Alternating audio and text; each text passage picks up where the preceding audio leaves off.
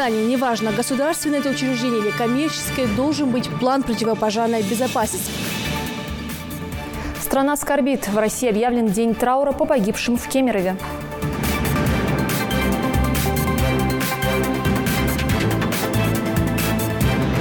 Кемерово, мы с тобой. Пожарная безопасность. Национальное телевидение прошло проверку.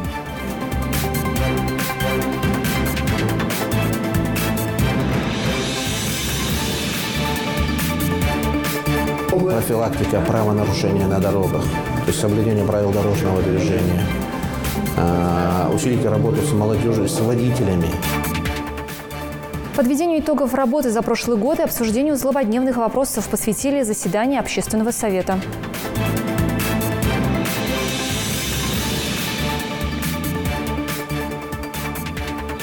Административные, уголовные и гражданские. По итогам 2017 года мировыми судьями региона рассмотрено около 30 тысяч дел.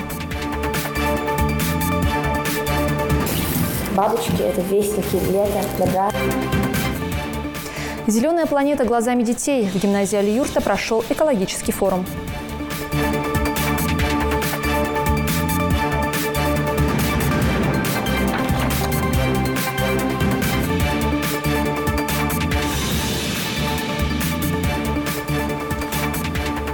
Добрый вечер. В эфире «Новости 24», в студии Мадина Албогачиева. Трагедия в Кемерове, унесшая десятки жизней, не оставила равнодушным никого. Жители страны сочувствуют и выражают свои соболезнования родственникам. Утром президент страны побывал на месте трагедии, возложил цветы, пообщался с горожанами и пообещал, что виновных обязательно накажут. Тем временем по всей стране принимают меры, чтобы подобное не повторялось. По указанию главы Ингушетии Юнусбека Евкурова специалисты начали проверять все кинозалы, дома культуры, объекты образования, все учреждения и места массового скопления людей. Отвечают ли они нормам пожарной безопасности? Сюжет Рины Цычоевой. В любом здании, неважно, государственное это учреждение или коммерческое, должен быть план противопожарной безопасности. Помимо прочего, в случае тревоги автоматически должны открыться все запасные выходы. В случае задымления немедленно должна сработать система оповещения, сирена или голос диспетчера с просьбой покинуть помещение. Сотрудники обязаны знать, где у них огнетушители, пожарные рукава. Если еще не приехали спасатели, они должны людей эвакуировать. Работники МЧС с самого утра проводят с сотрудниками торговых центров и кинотеатров профилактическую беседу, рассказывают, как именно нужно вести себя в случае возникновения внештатных ситуаций. Людей надо эвакуировать аккуратно, не паниковать, особенно с кинозала. Большое внимание надо акцентировать вот на этот момент, потому что люди, особенно здесь, когда маленькие выходные дни, детишки ходят, им надо объяснять, вот их родителям надо объяснять, или здесь администрацию надо как-то объяснить, чтобы он показал людям, что в случае чего надо выбегать отсюда, и вот это главное. Этот кинотеатр – государственное учреждение, взятое в аренду, и, соответственно, за исправность пожарной системы ответственность несет арендатор муниципального имущества. Сотрудники МЧС осматривают систему оснащения, проверяют работоспособность первичных средств пожаротушения. В кинозале соблюдены все меры пожарной безопасности. Вот огнетушитель, кнопка вызова спасателей. На случай, если центральная дверь будет заблокирована, здесь функционируют два спасательных выхода слева и справа. Выходя отсюда, попадаешь сразу на улицу. Окажись открытыми запасные выходы и в торговом центре «Зимняя вишня», возможно, жертв этой трагедии стало бы намного меньше. Но именно такие случаи дают нам больше задумываться о своей жизни и более внимательно относиться к таким мерам пожарной безопасности. Глава республики дал поручение проверить не только торговые центры и кинотеатры, но также рестораны, кафе, рынки и все министерства и ведомства. По моему поручению представитель правительства берет руководителей крупных торговых сетей и торговых центров в том числе, и всем будет дано там поручение проверить, посмотреть, изучить. То есть это не просто протокольное поручение, это как раз такая масштабная проверка. Делаем все, чтобы не допустить таких трагедий у себя на территории. А если какой-то пожарный случай произойдет, минимизировать угрозу жизни людей. Мы отвечаем за этих людей и, конечно, должны принимать меры, максимальные меры. Я уверен, что и руководители этих торговых точек, особенно крупных торговых сетей, кинозалов, кинотеатров или мест массового скопления людей, они сами понимают, насколько это необходимо делать, обезопасивать людей, которые посещают их вот эти заведения. Кемерово прилетел Владимир Путин. В первую очередь он прибыл на место пожара торгового центра и возложил букет красных роз в память о жертвах трагедии и задержался у созданного горожанами импровизированного мемориала. Также Владимир Путин осмотрел фасад здания, после чего принял участие в совещании, посвященное ликвидации последствий пожара в торговом центре. Что же у нас происходит? Это ведь не боевые действия, не выброс метана где-то в шахте. Неожиданный. Люди пришли отдыхать, дети. Мы говорим о демографии. Теряем столько людей. Из-за чего? Из-за какой-то преступной халатности, из-за разгильдяйства. Как это вообще могло случиться? В чем причина? Последствия какие? Давайте начнем с МЧС. Как разрешение получали на этот вид деятельности? Ну, это вот Следственный комитет мне ответит. Как была организована работа по спасению людей? И что сейчас делается для оказания помощи пострадавшим? Это немалый бизнес. В этом предприятии, торговом центре, 27 арендаторов и примерно столько же собственников. То есть это целый конгломерат, так сказать, холдинг, целью которого было получение прибыли. С 19 числа у них сигнализация уже не работала, но тем не менее мер по исправлению этого недостатка не принималось. Подождите, сигнализация не работала. Почему? А потому что она технически не работала, отключилась, и никто не занимался и не выяснял, почему она не работает с 19 числа. Она просто не работала, никто этим занимался. То есть они знали, что сигнализация не работает, да, и ничего не делает? Ничего не делает. Компании, по всей стране проходят акции памяти и минуты молчания погибших при пожаре в торговом центре. Вместе со всеми скорбит и наша республика. С самого утра в храме Сунжи проходит богослужение и панихиды. Прихожане поминают погибших и молятся за здоровье пострадавших. Страшная трагедия Кемерово никого не оставила равнодушным. Жители республики выражают соболезнования семьям пострадавших.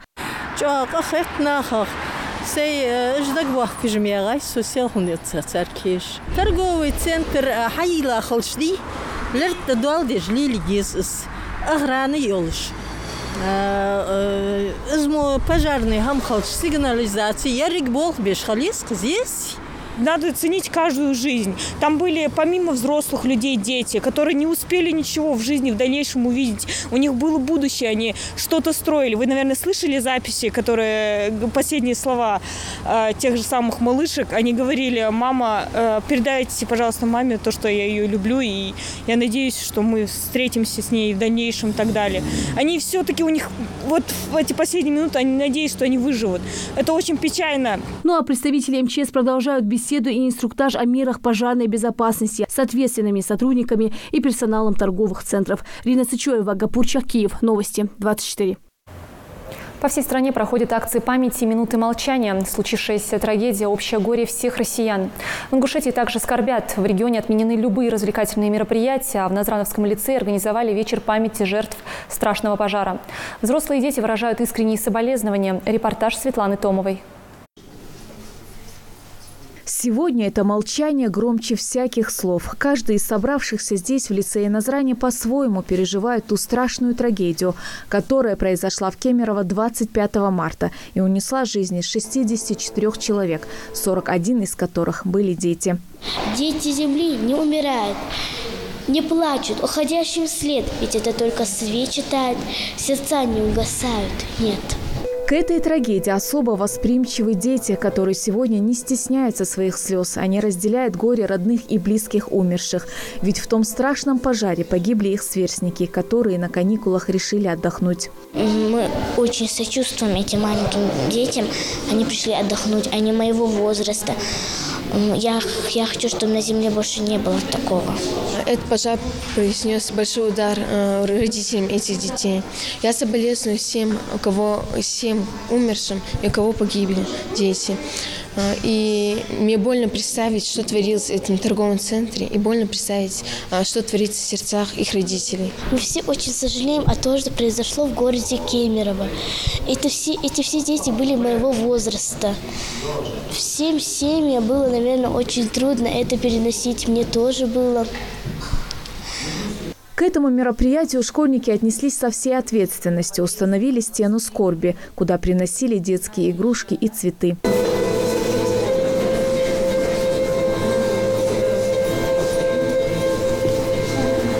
Вся страна скорбит вместе с родными и близкими жертв пожара в торговом центре Кемерово. Возгорание произошло в разгар выходного дня. В это время там было много народу, и ничто не предвещало беды.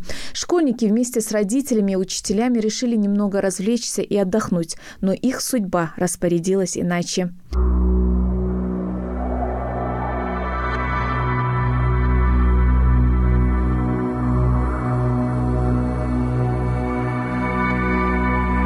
Почтить память погибших собрались учителя и те, которые неравнодушны к этой ужасающей трагедии. По их словам, чужой беды не бывает, тем более в такие сложные дни, когда не все погибшие опознаны и под завалами еще остаются люди. Даже не хватает слов выразить всю боль и скорбь людей, пострадавших в этой трагедии. Это трагедия не одного этого города, это трагедия всей страны, всего мира. Потому что в основном эта трагедия усугубляется еще и тем, что в основном пострадали дети. На сегодняшний, на последний момент мы смотрели новости, 41 ребенок погиб при пожаре в Кемерово. Мы сегодня выражаем глубокое соболезнование близким и родственникам погибших. Пострадавшим желаем скорейшего выздоровления. Мы все прекрасно понимаем, что беда приходит нежданно.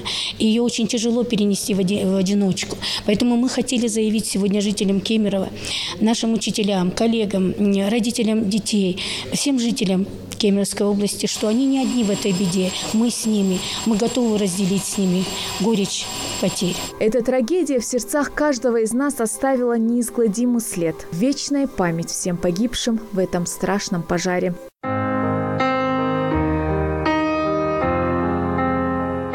Светлана Томова, Хаваш Гойгов. Новости 24. В знак скорби по погибшим и поддержки родственников на мемориале памяти и славы в Насыркорте прошла акция «Кемерово, Ингушетия с тобой». Люди разных профессий и возрастов решили, что в эти дни не могут остаться в стороне от общенационального траура. Трагедия в Кемерово потрясла всю Россию. Сегодня все неравнодушные жители нашей республики вышли на мемориал памяти и славы, почтить память погибших и выразить свои соболезнования. Общественники и депутаты, школьники и студенты. Траурный митинг в знак поддержки родных и близких погибших, чтобы сказать: «Кемерово, Ингушетия с тобой». Невозможно смотреть, видеть вот эти крики, ужасы. И когда ты не можешь человеку помочь, это ужас. Жалко, очень жалко детей. Но даже в голове не укладывается, когда целый класс исчезает, когда целая семья погибает и остается ребенок. И сразу думаешь, как он будет дальше жить. Это очень страшно. И импонирует то, что народ Ингушетии не остался в стороне, то, что мы сегодня все вместе вышли сюда и поддерживаем Кемерово и говорим: мы с вами, вы не одиноки. Траур объявлен по всей стране. Весь ингушский народ разделяет их горе. В память о детях запускают небесные фонарики, своего рода символизирующие души детей, погибших в ужасном пожаре. А после участники митинга, среди которых и председатель правительства Ингушетии Руслан Гагиев, приступили к возложению цветов. Кемерово, мы с вами. Многие пришли сюда почтить память погибших невинных людей, среди которых в основном были дети. Не дай Аллах, чтобы такое горе могло постигнуть другие субъекты, в том числе и наш субъект. Ингушетия скорбит вместе с народом Кемерово. Мы соболезнуем всем родственникам, желаем им спокойствия, мира. Эта трагедия коснулась каждого человека, поэтому так важно сегодня не только поддержать тех, кто потерял своих близких в тот день, но и не допустить ее повторения. Зелимхан Калоев, Хаваш Гойгов, Новости 24. Свои соболезнования жертвам трагедии в Кемерово сегодня выразили депутаты Народного собрания Ингушетии. Так, очередное заседание Совета парламента началось с минуты молчания. более 60 человек погибших, среди них и дети. Соболезнуем родным и близким погибших. Сегодня эти сложные дни для кемеровчан. И говорим, что мы с вами и почтим память погибших минутой молчания. Далее народные избранники приступили к рассмотрению вопросов для включения в повестку дня предстоящего заседания, которое состоится 5 апреля. Рабочий день для сотрудников НТРК Ингушетия начался с сигнала пожарной тревоги. Внеочередные учения по пожарной безопасности сегодня прошли на телерадиокомпании. Профилактические мероприятия проходят в соответствии с поручением главы Ингушетии. В течение 10 дней подобные проверки пройдут по всей республике. Внимание, внимание! В здании НТРК возгорание. Всем срочно покинуть помещение. Не успели наши коллеги занять свои рабочие места, как они снова пустеют. Всего минута, и в здании уже никого. Пожарные выходы, как и положено, открыты. В каждом отделе знают, какой из них ближайший к ним. Общий сбор во дворе. Построение строго по отделам, чтобы каждый начальник смог проверить, все ли вышли. Учитывая, что здание трехэтажное, важно уложиться в 2 минуты. Впрочем, на этот раз хватило и одной. Каждый в коридоре у нас есть направление к ближайшим дверям для аварийного выхода, для пожарного выхода персонала нашего. Объяснять кому-то, куда идти и что делать, нет необходимости. Такие учения, помимо тех, что проводятся МЧСниками каждые полгода, на телекомпании не редкость. Алгоритм действий знаком каждому сотруднику. Впрочем, если и не знаком, достаточно оглянуться по сторонам. Вся необходимая информация на виду. На каждом этаже и лестничных пролетах. Информационные стенды и инструкции, не говоря уже о пожарных гидрантах. Огнетушители. Автономная система пожарной сигнализации включается от малейшего задымления. Аварийные кнопки тоже расположены невысоко. Дотянуться может каждый. А в прошлом году по распоряжению директора телекомпании даже создана добровольная пожарная команда, в которую входят 7 человек. В нашу обязанности входит плановая эвакуация людей при возникновении чрезвычайных ситуаций. Мы людей выводим на безопасное расстояние, полностью выводим их. Потом звоним в пожарную службу, в ЧС, встречаем дежурное звенья, которые приезжают на ликвидацию чрезвычайной ситуации. И по мере возможности помогаем им в содействии, тушении пожара и каких-либо других действий. Такая внеплановая проверка на НТРК проводится в рамках поручения главы региона. Жестоким уроком и напоминанием о том, что необходимо уделить самое пристальное внимание именно мерам безопасности на соцобъектах, стала трагедия в Кемерове. Эту боль вместе с родными погибших и пострадавших полностью разделяют и наши коллеги. Кемерово, мы с тобой. Слова поддержки родным звучат не только по всей стране, но и далеко за пределами. В соцсетях запущен массовый флешмоб. Только на Инстаграм больше 40 тысяч публикаций. К акции присоединились и наши коллеги. Кемерово, мы с тобой. Кемерово, мы с тобой. Кемерово, мы с тобой. Кемерово, мы с вами. Эта страшная трагедия в Кемерово сплотила всю страну, всех людей. Я думаю, что никто не остался равнодушным, потому что невозможно остаться в стороне от этой трагедии. И это как раз тот самый случай, когда от взрослых, от действия взрослых людей зависит не только будущее детей, а зависит их жизнь, их благополучие. Просматривая эти видеоролики, которыми сейчас пестрит интернет, невозможно просто так на них наблюдать и сдерживать слезы.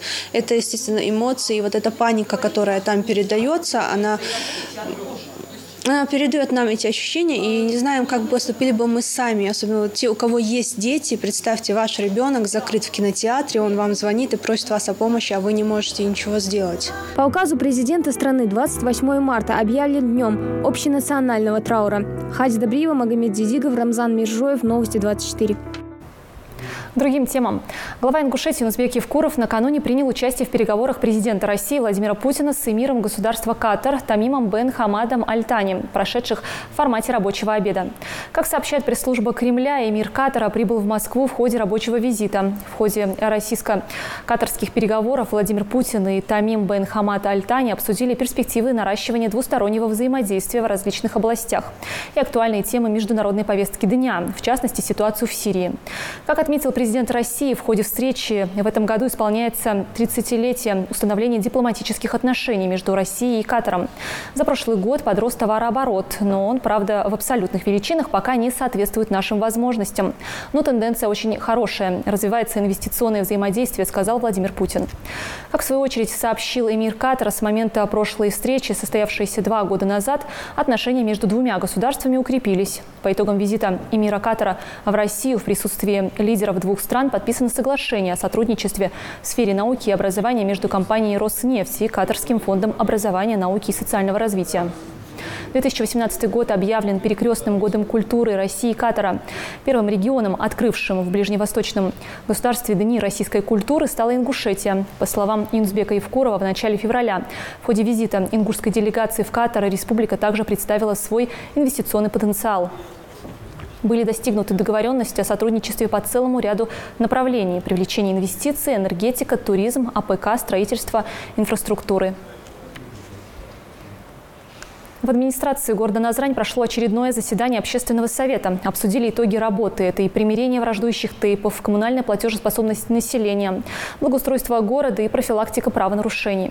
Подробнее расскажет Жарайдат Халухоева.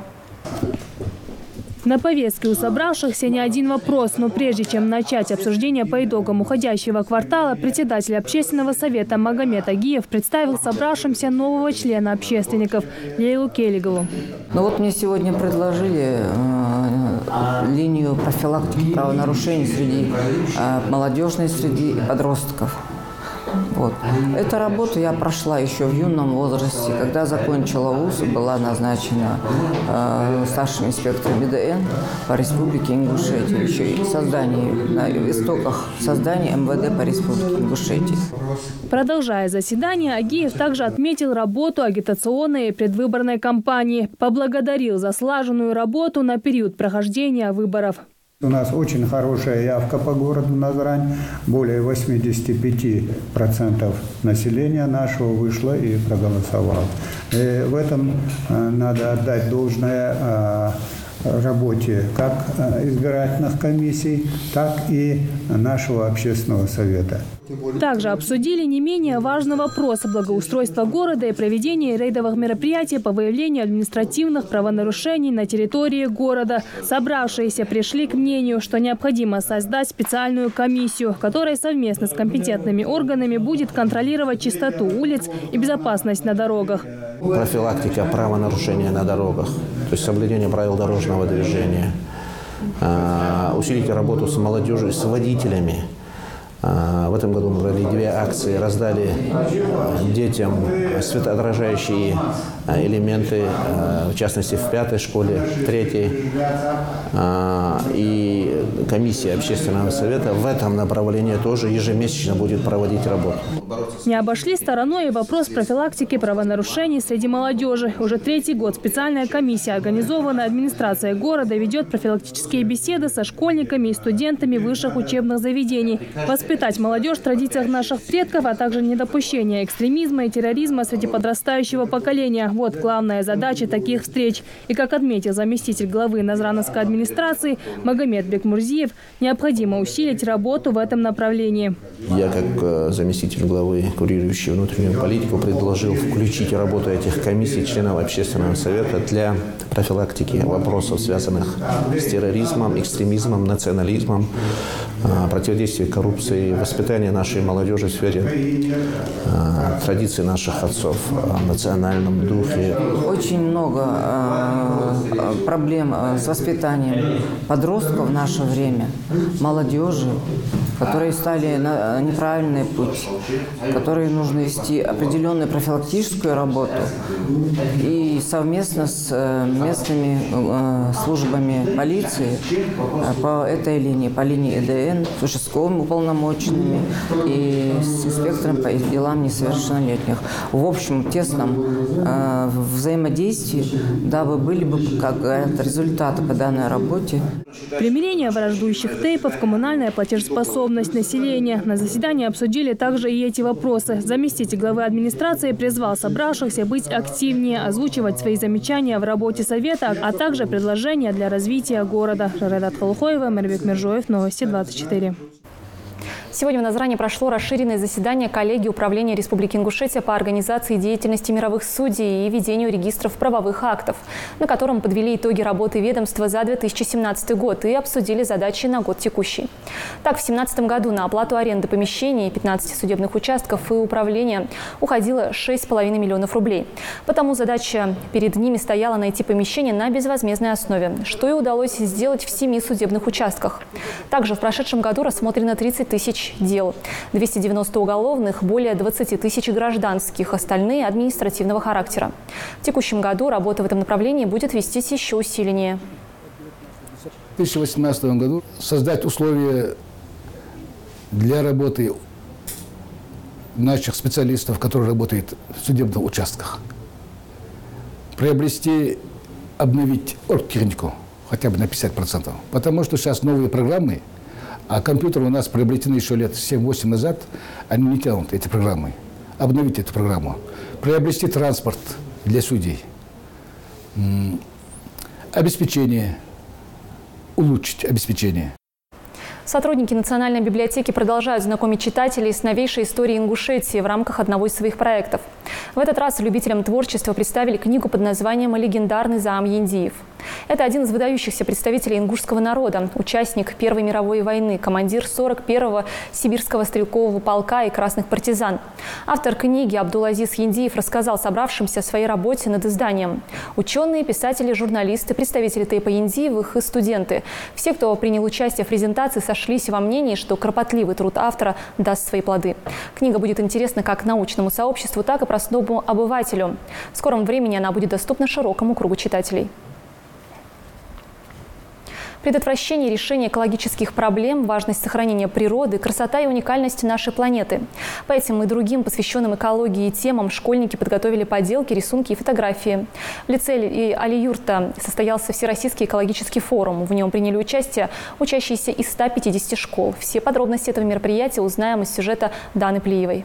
Если хоть один из вас и дальше, закончив школу, будет заниматься экологией, это большое дело. С таким добрым напутствием и открывает форум зауч гимназии Али-Юрта Лиза Басаева. И делает она это уже не первый раз. Каждый год, 10 лет подряд, в стенах этой гимназии проходит детский экологический форум «Зеленая планета глазами детей». В этом году в нем принимает участие около 150 учеников из разных школ республики. Ребята различной возрастной категории поделятся своим мнением о том, как нужно беречь природу нашей планеты. После приветственной речи участников ждут несколько кабинетов, где они представят свои проекты в разных номинациях. Многообразие вековых традиций. Здесь дети представляют разные поделки. Зеленая планета глазами детей. Это они представляют рисунки. Это объектив. Сюда привозят фотографии и кинозарисовки. Современность и традиции показывают, дефиле одежду показывают.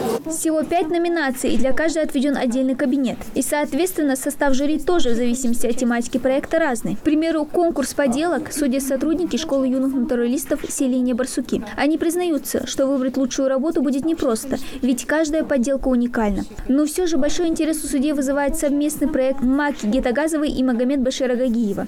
На эту башню из картона, мельницу и другие элементы декорации у них ушло около 3 недель. Это дерево мы сделали из висел. Его почву сделали из пены. Мох заклеили. Мельницу мы сделали из картона.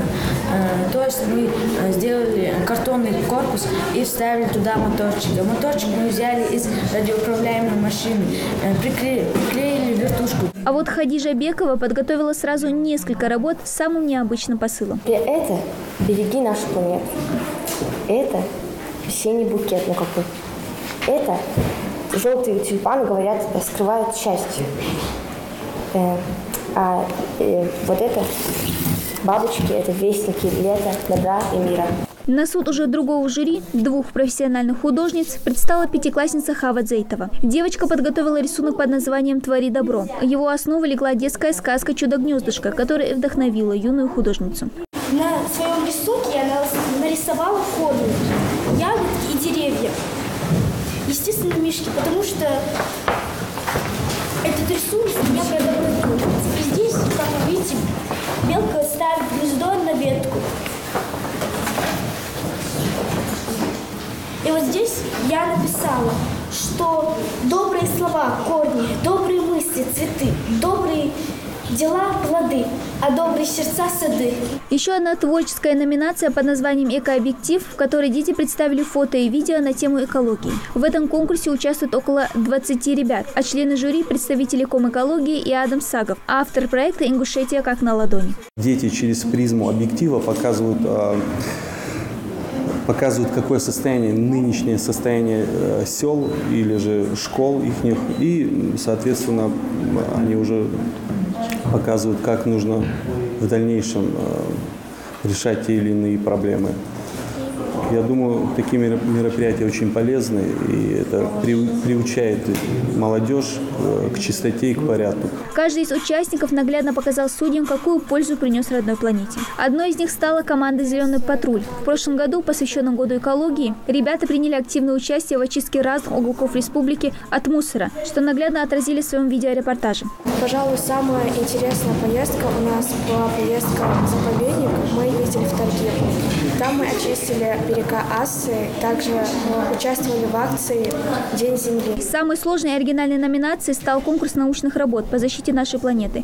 Юные участники представили свои проекты по решению различных экологических проблем. Несколько работ приятно удивили жюри конкурса. Азу Берсанову, одного из преподавателей кафедры биологии в НГУ. Самым оригинальным было изобретение адсорбентов на основе початков кукурузы. Вот этот опыт мне понравился, девочка показала. Один из двух проектов, который привел жюри в восторг, представила десятиклассница Лолита Богатырева. Девочка показала, как с помощью веществ под названием сорбенты можно очистить любую загрязненную воду. Лолита разработала проект совместно со своим преподавателем по химии. На участие в конкурсе девочку вдохновила одна из экологических проблем в родном селе Южное. В нашем поселении уже есть химический завод, он небольшой, но он выпускает эти все нефтепродукты, и тем самым загрязняется река в нашем поселке. Мы с моим преподавателем попытались его очистить, у нас получилось, можно так сказать. И я хочу продолжить этот проект, так как этот проект важен для нас. Наша окружающая среда – это и есть наша жизнь. Темы номинации меняются каждый год, а вот посыл форума о защите родной планеты остается прежним. Поэтому этот форум для самой гимназии и учащихся стал доброй традицией и приносит огромную пользу для всех. Мы должны сохранить экологию, сохранить природу чистой для себя, для будущих поколений. Я думаю, если хотя бы один из них пойдет дальше защищать нашу экологию, нашу природу, это будет большое дело для нас, для нашей республики, для страны. Защита природы – это очень важно. После того, как жюри подведет итоги конкурса, решение будет отправлено в Министерство образования, где и выявит победителей в 5 различных номинациях. Дана Плиева, Рамзан Миржоев, Новости 24. В Назране пройдет Всероссийская олимпиада Россети среди старшеклассников. Филиалы и управляемые общества МРСК Северного Кавказа в Пятигорске, Нальчике, Черкесске, Владикавказе, Назране, Махачкале и Грозном проведут олимпиаду, которая будет проходить в 2 потока, раздельно для учащихся 9 и 10 классов. На всех региональных площадках соревнования пройдут в единые дни, установленные оргкомитетом олимпиады – 31 марта и 1 апреля. Основная цель проведения мероприятия в масштабах СКФО – выявить одаренных, способных к техническому творчеству и инновационному мышлению учащихся, планирующих свою профессиональную деятельность в электроэнергетической отрасли. Олимпиада проводится в 2 обязательных этапа – отборочный по предметам физика, математика, информатика и заключительный, направленный на проверку умения применять имеющиеся знания в ходе решения прикладных задач в области электроэнергетики. В ней примут участие школьники 9-10 классов, в том числе проходящие обучение в энергетических классах, созданных при поддержке компании группы Россети. На этом наш выпуск новостей завершен. Всего доброго, до встречи в эфире.